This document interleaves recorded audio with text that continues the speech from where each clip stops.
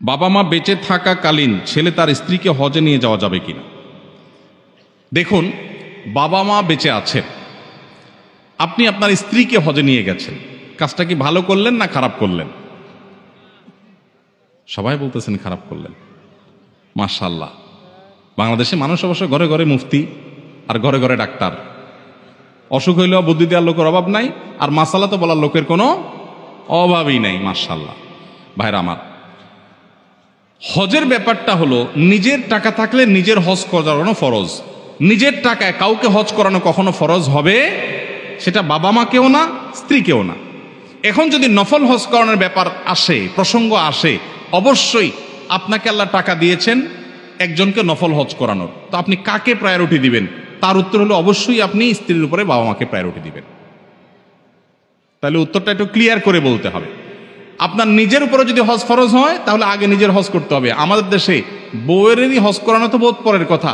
অনেক ছেলে বাপ মারে হজ করানোর আগে নিজে হজ করলে গ্রামের মানুষ সমালোচনা করে, কত খারাপ ছেলে, বাপ মারে হজ না করে নিজে হজ করছে। এই সমালোচনা কি যৌক্তিক না অযৌক্তিক? কেন অযৌক্তিক? কারণ হজ যার টাকা থাকে তার উপরে ফরজ হয়। ছেলের টাকা হয়েছে ছেলের উপরে ফরজ, বাপ মার টাকা নেই তাদের উপরে ফরজ না। এটা রেসপেক্টের বিষয় না, এটা ফরজ আদায়ের বিষয়, অতএব ফরজ আদায় করতে হবে। কিন্তু ছেলেরাও অনেক সময় নিজে হজ করতে চায় না, বলে যে এত সকাল হজ করে ফেললে আরও তো জীবন বাকি রয়েছে, জোয়ান বয়সে হজ করে ফেললে শুনছি যে হজ করলে আর কোনো আকাম কুকাম করা যায় না, তো এত তাড়াতাড়ি হজ করে ফেললে কেমনে হবে, এখনো তো অনেক কিছু বাকি। আমি বলি, এখানে ওলামা একরাম আছেন, আমার ভুল হলে বলবেন, আমি কোরআন হাদিসে কোথাও কোনো ফেকার কিতাবে, মাসালার কিতাবে এটা পাই নাই যে হজ করলে আর কোনো আকাম করা যাবে না। এই কথা কোনো কিতাবে লেখা নেই। কে বলছে হজ করলে আকাম করা যাবে না?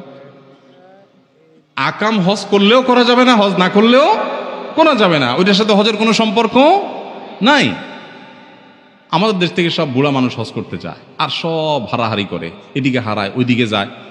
আপনি ইন্দোনেশিয়ান, মালয়েশিয়ার, অন্যান্য দেশ থেকে সব ইয়াং বয়সে হজ করতে যায়, ওরা হারায় না। আমাদের দেশে সব হারায়।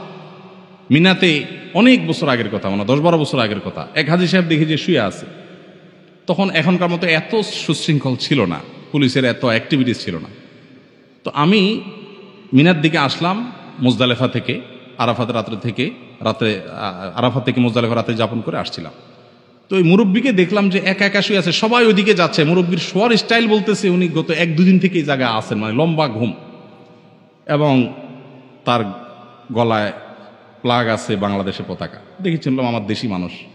বৈশা ভালোর জন্য জিজ্ঞেস করলাম, বাবাজি আপনি কি আরাফাতে যান নাই, মুজদালেফা যান নাই? কয় না, আমি 2 দিন ধরে এখানে আছি বাবা। তোমাকে বলেন কি, সবাই তো চলে গেছে, আপনি যান নাই? কোন আমি যাই নাই, এখানে আছি, এই তো হজের এলাকা। তো আমি বললাম হজ হয় নাই তো, আরাফাতে না গেলে তো হজই হবে না, ওটা ফরজ। আমার উনি ধমক দিয়া বললেন, তোমার মাথা, হজ করার নিয়ত করে আসছি, হজ হবে না। কে বলছে তোমার? আমি আর কথা না বাড়ায় দেখলাম যে যান বাজায় চলে যায়। তো বুড়া বয়সে হজ করতে গিয়ে অনেকে উল্টাপাল্টা করেন। তো জোয়ান বয়সে হজ করবেন, যাদের ফরজ হয়েছে বাবা মাকে নিয়ে করাতে পারলে আলহামদুলিল্লাহ, কিন্তু না করাতে পারলে নিজের হজ করবেন। বাবা মারা, মুরব্বীরা যারা আছেন, উল্টাপাল্টা বদদোয়া দিবেন না, ভুল বুঝবেন না যে ছেলে নিজে হজ করলো আমারে করালো না। তার উপরে ফরজ হয়েছে, সে করবে। তার যদি আল্লাহ টাকা বেশি দেয় তো নিজেও করবে, বাপ মাকেও নিয়ে যাবে, সেটা ভিন্ন কথা। কিন্তু না থাকলে তারটা আগে করতে হবে, যেহেতু তারটা ফরজ হয়েছে। আপনার টাকা নিয়ে আপনার উপর ফরজ না, এটা রেসপেক্টের বিষয় না। মেয়েরা বাপের বাড়ির জমি বিক্রয় করলে হজ করা কি ফরজ? বাপের বাড়ির জমি বিক্রি করলে মেয়েদের উপর হজ ফরজ কিনা বলেন, উত্তর দেন। মুফতি তো আপনারা সবাই, একটু আগে তো দিলেন, এখন আর দিবেন না। দেখুন, বাবার বাড়ির জমি বিক্রি করে সম্পদের ভাগ পাইছেন কোন মেয়ে, যদি সেই টাকা দিয়ে তিনি হজ করতে পারেন, মেয়েদের হজ ফরজ হওয়ার জন্য 2 জনের হজের টাকা থাকা লাগে, নিজের এবং মাহরামের। তার মানে এখন বর্তমান বাজার অনুযায়ী যদি 6 লাখ টাকা লাগে হজ করতে, তাহলে 12 লাখ টাকার মালিক হলে হজ ফরজ হয়।